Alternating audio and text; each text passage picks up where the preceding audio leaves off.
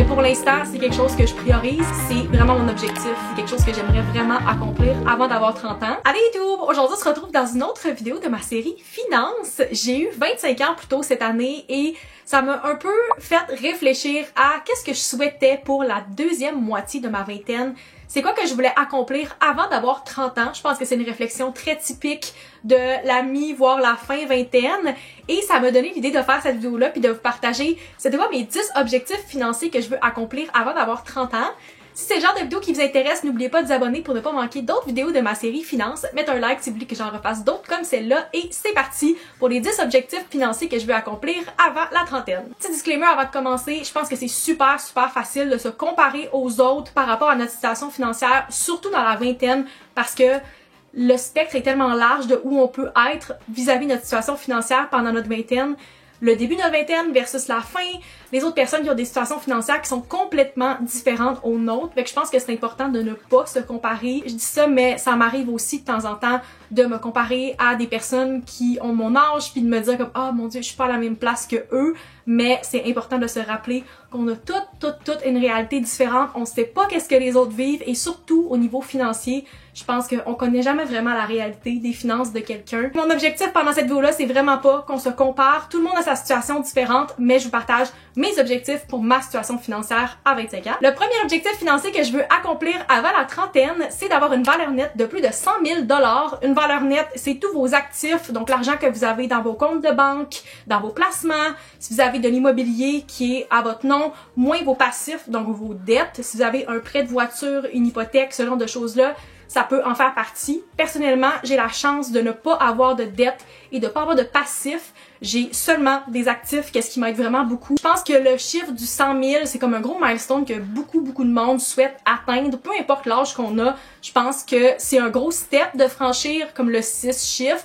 Puis quand ça fait 10 ans que tu travailles sur cet objectif-là, ben c'est le fun de voir que ça s'en vient tranquillement. Fait que ça devrait être le premier objectif que je vais accomplir, mais je pense que ça va être vraiment une grosse fierté quand je vais avoir le fameux 100 000 d'actifs et de valeur nette dans mes comptes. Le deuxième objectif financier que je veux accomplir avant la trentaine, c'est de maximiser mon CELIAP. Le CELIAP a été inauguré en 2023 et depuis, c'est vraiment le compte que je priorise versus le CELI ou le REER parce que ça combine vraiment les avantages des deux ensemble. Au tout début de ma vie adulte, quand j'avais comme 18-19 ans, j'avais la chance de pouvoir maximiser mes comptes CELI et REER dans la même année et d'avoir de l'argent extra.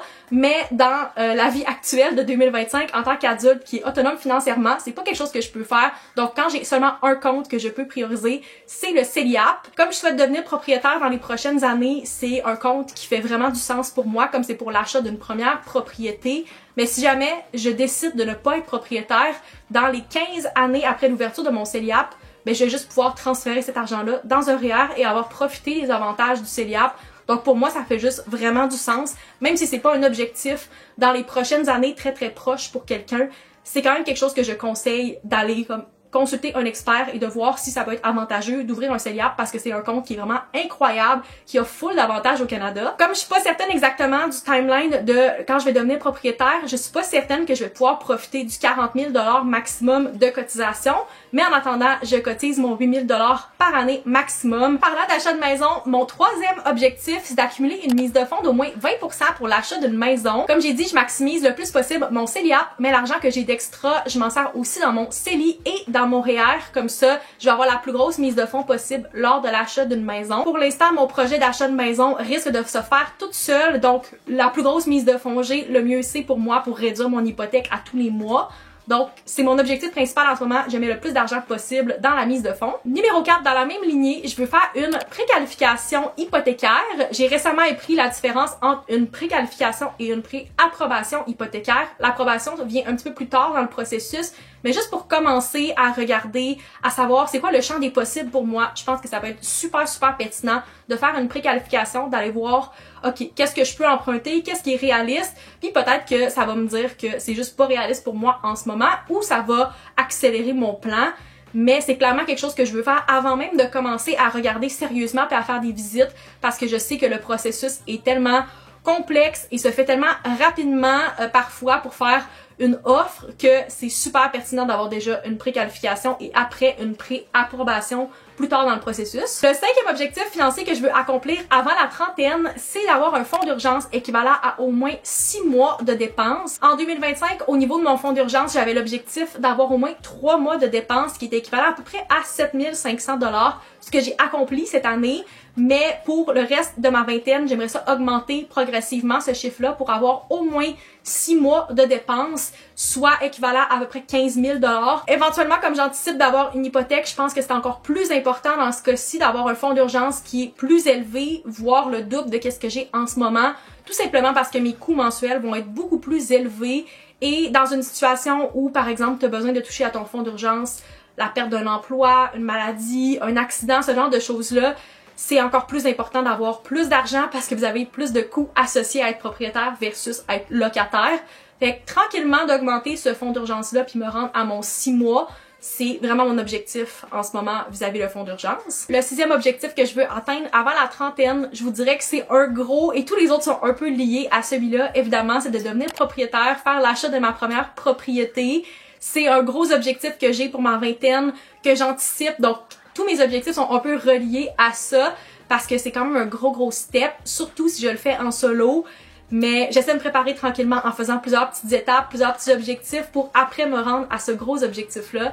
Mais clairement, j'en parle souvent puis c'est quelque chose que j'aimerais vraiment accomplir avant d'avoir 30 ans. Le septième objectif que j'ai, c'est d'épargner le plus possible pour l'achat de ma prochaine voiture. En ce moment, c'est vraiment pas une volonté de ma part d'acheter une nouvelle voiture. Je suis super confortable à avoir une auto qui a plus que 10 ans. Je veux pas me départir de cette voiture-là et je veux le moins possible avoir des dettes reliées à une voiture. Donc un terme d'auto en ce moment, c'est vraiment pas quelque chose qui est dans les cartes pour moi et que je souhaite. Par contre, j'ai une voiture de plus de 10 ans, donc ça va un peu main dans la main avec une incertitude de ne pas savoir c'est quand que cette voiture-là va rendre l'âme éventuellement. J'espère que c'est dans plusieurs années. J'envoie ça dans l'univers, je ne souhaite pas changer de voiture en ce moment, mais tranquillement, je pense que c'est juste responsable de ramasser de l'argent puis de mettre de l'argent de côté pour que éventuellement, si je dois changer de voiture, ben je vais déjà avoir anticipé ce changement-là. Mes deux premières voitures que j'ai achetées avant d'avoir 20 ans, je les ai payées cash. C'est sûr que dans un monde idéal, c'est ce que je ferais. J'aimerais ça pas avoir du tout de terme d'auto, mais de façon réaliste, surtout si je suis propriétaire à ce moment-là. Les voitures sont vraiment rendues chères, même si j'achète quelque chose qui est usagé seulement de quelques années, ben peut-être que ça va quand même être un coût qui va revenir à tous les mois, mais si j'ai un gros montant d'argent que je peux déjà mettre pour diminuer, par exemple, ce coût-là ou payer le plus possible sur la voiture dès le début, ça serait vraiment idéal pour réduire mes paiements mensuels. Fait que dans tous les cas, je préfère anticiper better safe than sorry, mais clairement, c'est pas un objectif que je veux faire prochainement. Je ne veux pas changer de voiture, mais il y a beaucoup de chances qu'avant mes 30 ans, j'aille besoin éventuellement de changer pour une auto qui est un peu plus récente. Mon huitième objectif financier est en lien avec le voyage. J'aimerais toujours avoir au moins 5 000 $ dans mon compte épargne de voyage. Depuis le début de ma vingtaine, c'est quelque chose que j'ai quand même priorisé de voyager, puis je trouve que c'est super important pour moi d'en profiter jusqu'au moins à mes 30 ans, de voir le plus d'endroits possible. Et en ce moment, ben c'est réaliste pour moi de dire que je vais mettre de l'argent un peu ici et là pendant l'année pour avoir ce 5 000 $ là à la fin de l'année que je vais pouvoir utiliser pour un voyage. Est-ce que c'est quelque chose que je vais tout le temps faire? Je ne sais pas. Je suis très consciente que si je deviens propriétaire et que je fais l'achat d'une voiture, ça sera peut-être pas réaliste de faire 2 voyages cette année-là. Mais pour l'instant, c'est quelque chose que je priorise et ce n'est pas une option pour moi de m'endetter pour voyager. Je ne crois pas à ça pour moi personnellement. Donc, si j'ai pas l'argent dans mon compte épargne, je ne vais tout simplement pas voyager. Fait qu'en ce moment, c'est quelque chose que j'essaie de faire, de garder ce minimum-là pour me permettre de faire au moins un voyage dans l'année. Fait que voilà.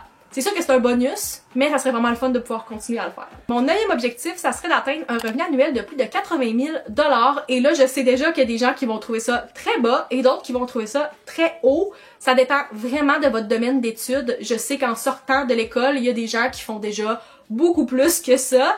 Mais pour moi, dans ma situation actuelle, je trouvais que c'était quelque chose qui était quand même réaliste. J'ai pas été dans le plus optimiste des scénarios, sachant aussi que ça n'inclut pas l'argent que je fais avec les réseaux sociaux, comme c'est pas ma job principale, je l'ai pas inclus là-dedans. Pour moi, je pense que c'est quand même réaliste d'atteindre ce 80 000 $-là. Idéalement, ce serait plus pour m'aider à réaliser mes autres objectifs financiers. mais je pense que de façon réaliste, je préfère miser sur le 80 000 et le dépasser que l'inverse. Et finalement, le dernier objectif financier que je veux atteindre avant la trentaine, c'est d'avoir une cote de crédit supérieure à 830. Si vous n'étiez pas au courant, au Canada, le maximum que vous pouvez avoir de cote de crédit, c'est 900 dans votre dossier. En ce moment, je suis à 823 et c'est très difficile pour moi d'aller plus haut que ça vu le peu de diversification dans mon dossier. Je n'ai pas d'hypothèque, je n'ai pas de marge. Donc pour moi, en ce moment, c'est un peu stagnant, mais je pense que si je suis les autres objectifs financiers que j'ai, ça serait réaliste pour moi d'atteindre un 830. C'est considéré comme excellent. Je pense que si vous êtes en haut de comme 750 ou 800, c'est considéré comme excellent parce que 900, c'est très rare. C'est sûr que c'est un objectif qui est un peu plus niche, mais personnellement, je suis ma cote de crédit depuis plus de 5 ans. Et je trouve ça le fun de l'avoir augmenté, sachant que ça risque de m'aider pour des emprunts, comme par exemple pour une voiture ou pour une hypothèque. Fait que pour moi, ça serait vraiment le fun d'avoir comme ce beau spot-là de 830. Ça serait vraiment une fierté, mais quelque chose que je fais pour moi, clairement, parce que c'est pas tout le monde qui connaît votre cote de crédit, c'est un peu plus privé. Fait que voilà, c'est tous les objectifs financiers que je veux atteindre avant d'avoir 30 ans. J'espère que vous avez apprécié. C'est sûr que ça fait beaucoup d'objectifs. Fait que à quel point c'est réaliste, à vous de me le dire, mais je trouve que c'est le fun de se mettre des beaux objectifs comme ça, puis ça me motive encore plus à épargner puis à réaliser mes buts financiers. Évidemment, il n'y a pas juste les finances dans la vie. L'important aussi, c'est d'être heureux dans sa carrière, dans sa vie en général. Puis tout le monde a des objectifs différents, tout le monde est à une place différente aussi financièrement. Mais pour moi, c'est ce que je pense qui pourrait être le fun à atteindre avant d'avoir la trentaine. J'espère que vous avez apprécié. Si c'est le cas, mettez un like, abonnez-vous pour ne pas manquer d'autres vidéos finances et on se retrouve dans une prochaine vidéo. Bye!